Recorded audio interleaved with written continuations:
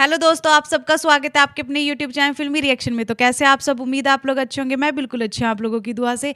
तो दोस्तों, आज जिस वीडियो का मैं रिएक्शन लेके आई हूँ वो है टुनटुन यादव का गाना, और इसमें है प्रभा राज। ये होली सॉन्ग है देवर संगे खेलब। यार हर जगह यही चल रहा है कि देवर के साथ ही होली खेलने। क्यों आप लोगों के हस्बैंड होली नहीं खेलते क्या? तो जल्दी जल्दी हम ये गाना सुनते हैं, एंजॉय करते हैं। इसके बाद इसके बारे में बात करेंगे। उससे पहले चैनल को सब्सक्राइब करें, वीडियो को लाइक जरूर कर लें।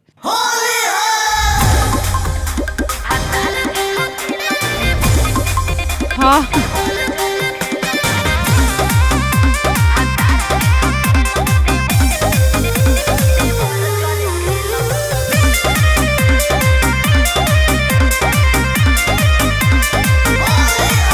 अरे सैया के कारबार देवर के डिगरी,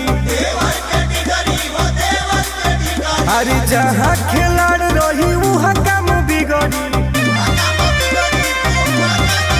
अरे सैया के कारबार देवर के डिगरी, जहाँ खिलाड़ रही वहाँ काम बिगड़ी। मालदा के गुडुबा देवर के टाटा, ये सब न टेंशन झेलो। साफ सुथरा बात बताओ, एक सेकंड, साफ सुथरा बात बताओ कि तू पति के साथ रहबू कि देवर के साथ रहबू? हम देवर साथ से रहें। भतार के ढकेलब देवर जरे खेलब, भतार के ढकेलब देवर जरे खेलब। पगलाइल बड़े काटे।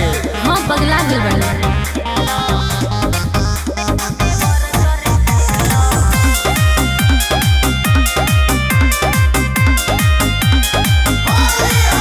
अरे घर का कोहरी नई घर का कोहरी, अरे देवर पवानी राजी तो गाँव घर का कोहरी।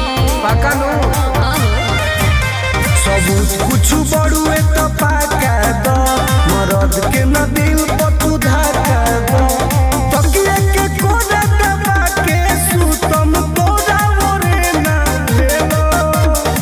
एक बार और पूछल चाहतनी, बताओ कि पति के संग रहबू कि देवर के संग? हम देवर साथ से रहें। अरे तू मानत काहे नहीं तू? भतार के ढकेलब देवर जरे खेलब, ना मनू भतार के ढकेलब देवर जरे खेलब।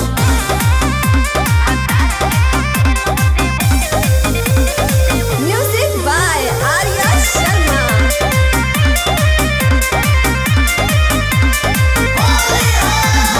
सोन खेलब हो बाप, सोन खेलब हो आ मरद छोड़ी देवरे संगे रंग खेलब हो। अच्छा जा, बाप माई के साथ साथ भतारो के नाम रोशन जा। तारू छोड़ के तो चल जाओ, जिंदगी भखाती बदल जाओ।